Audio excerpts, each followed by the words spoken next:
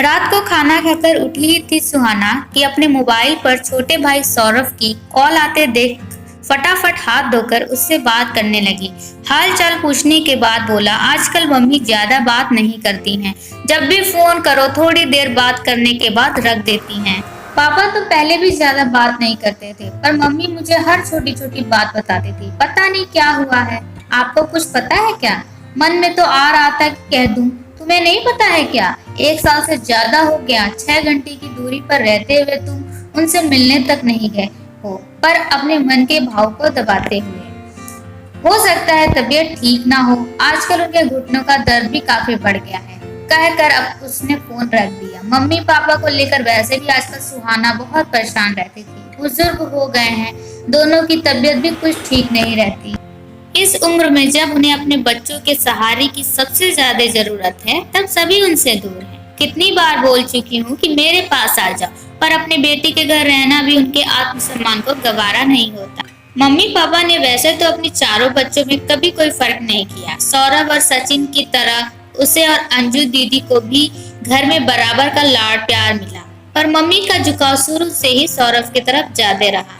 शायद 2 बेटियों के बाद बेटा होने की खुशी हो या जो भी बात हो रही हो, सौरभ भी उनकी इस कमजोरी का बचपन से खूब फायदा उठाता था। चाहे मम्मी के हिस्से की कोई मिठाई खानी हो या पापा की डांट से बचना, मम्मी हर बार उसकी ढाल बन जाती थी। पापा एक कॉलेज में प्रिंसिपल थे। अपने रिटायरमेंट से पहले ही उन्होंने अंजू दीदी और उसकी शादी कर दी थी। सौरभ इंजीनियरिंग और सचिन MBA कर रहा था। नौकरी लगने के बाद उनकी भी शादी हो गई। सब अपने अपने परिवार में व्यस्त हो गए। कभी कभी तीज त्योहार पर सब इकट्ठे होते थे। मम्मी पापा भी कभी कभी अपने बच्चों के पास कुछ दिनों के लिए रहने चले जाते थे। इन दिन इसी तरह हंसी खुशी से गुजर रहे थे। तभी सचिन को ऑस्ट्रेलिया की एक अच्छी कंपनी से नौकरी का ऑफर आया और वह अपने परिवार के साथ वहां चला गया। बुजुर्ग हो गए मम्मी पापा को अपने बेटे का इस तरह छोड़कर चले जाना अंदर तक तोड़ गया और बेटे की जुदाई ने उन्हें समय से पहले बूढ़ा कर दिया। साल में एक बार सचिन अपने परिवार के साथ आता था। वह और अंजू दीदी भी बच्चों की छुट्टियों में जाते रहते थे और उन्हें समझाते थे कि क्या हुआ, सचिन चला गया, हम सब तो हैं ही ना। पर इस बात को समझने में उन्हें बहुत वक्त लगा। धीरे धीरे वह दोनों सामान्य होने लगे थे, या शायद सामान्य होने का दिखावा करने लगे थे। सौरभ ने जब अपना नया घर खरीदा तब मम्मी बहुत खुश थी। अक्सर बताती रहती थी कि बहुत बड़ा और अच्छा घर है, एक कमरा हमारे लिए भी है।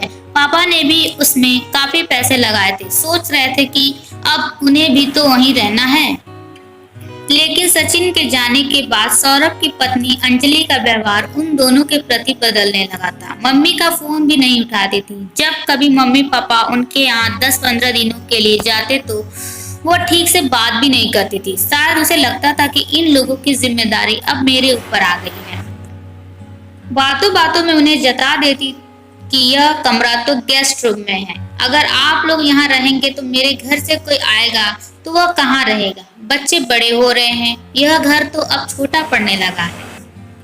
पापा ने सौरभ से कहा कि गांव की जमीन बेचने पर उन्हें काफी पैसा मिला। ऐसा करो, कोई बड़ा सा घर ले लो जिसमें हम लोग भी साथ रह सकें। हमारी बेटियां आए तो उन्हें भी कोई परेशानी ना हो। पर शायद अंजलि इस बात के लिए भी तैयार नहीं थी। छुट्टियों में जब वह और अंजू दीदी घर आए तो इस बार सौरभ अकेला आया था। अंजलि ने बच्चों को भी नहीं भेजा था। पापा ने जब उससे फ्लैट के बारे में पूछा तो बोला कि अंजलि को वैसे भी उस घर के आसपास का माहौल पसंद नहीं है। मैं सोच रहा हूँ उसे किराए पर उठाकर आमने सामने के 2 फ्लैट ले लूं। एक में हम लोग रहने लगेंगे और दूसरे में आप लोग रहने लगना। कोई नौकर या खाना बनाने वाली रख देंगे। मैं भी आता जाता रहूंगा, आप लोगों को कोई परेशानी नहीं होगी।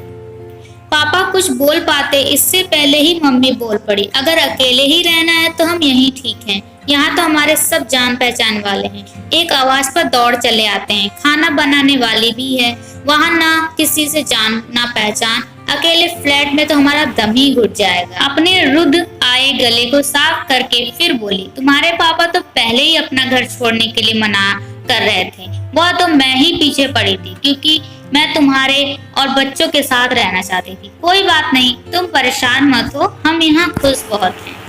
सौरभ जब तक वहाँ रहा घर का माहौल बोझिल ही बना रहा। उसके जाने के बाद मम्मी बहुत रोई कि उन्हें सौरभ से ऐसी उम्मीद नहीं थी। दोनों बेटों ने बुढ़ापे में उन्हें अकेला कर दिया। तब उसने और अंजू दीदी ने उन्हें बहुत समझाया कि हम दोनों के होते हुए आपको परेशान होने की कोई जरूरत नहीं है।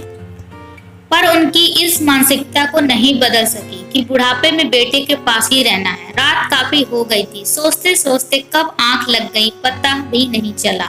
सुबह काम खत्म करने के बाद जब मम्मी को फोन कर पूछा कि सौरभ से कोई बात हुई क्या, तब उन्होंने बताया कि कुछ दिनों से तुम्हारे पापा की तबीयत ठीक नहीं चल रही है, ब्लड प्रेशर बढ़ जाता है। उन्हें कल उन्हें बुखार आ गया। जब सौरभ को फोन आया तो मैंने उसे बता दिया। उसके बाद मैं तुम्हारे पापा के लिए खिचड़ी बना रही थी, तभी अंजलि का फोन आया। बड़े गुस्से में थी, कहने लगी आपने बहुत परेशान कर रखा है। पता नहीं ऐसा क्या कह देती हो कि जब भी आपसे बात करते हैं उनका मूड खराब हो जाता है। आखिर आप चाहती क्या हैं? वो अभी बीमार होकर लेट जाएं, तभी आपको चैन आएगा। आप लोग तो अपनी जिंदगी जी चुके, अब हमें हमारी जिंदगी चैन से जीने दीजिए। और भी पता नहीं क्या क्या अनाप शनाप कह रही थी। मैं तो बस यही कहती रह गई कि बेटा अपने बच्चों से नहीं कहेंगे तो किससे कहेंगे। पर उसने फोन काट दिया। बताते बताते रो पड़ी मम्मी। बस बहुत हो गया मम्मी, आप लोगों के कुछ न कहने से ही अंजलि की हिम्मत इतनी बढ़ गई है। मैं अभी उसकी यह गलतफहमी दूर करती हूँ कि उसके अलावा आप लोगों का कोई नहीं है।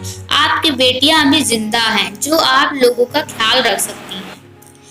राहुल के एग्जाम होते ही मैं अपना टिकट करवा रही हूँ। आप लोग तैयारी करके रखना, अब की बार साथ लेकर ही आऊंगी। नहीं बेटा, तुम अंजलि से कुछ मत कहना। सौरभ वैसे भी हम लोगों की वजह से बहुत परेशान रहता है। मैं नहीं चाहती कि मेरी वजह से उन दोनों के बीच लड़ाई हो। हमारा क्या है, आज है कल नहीं।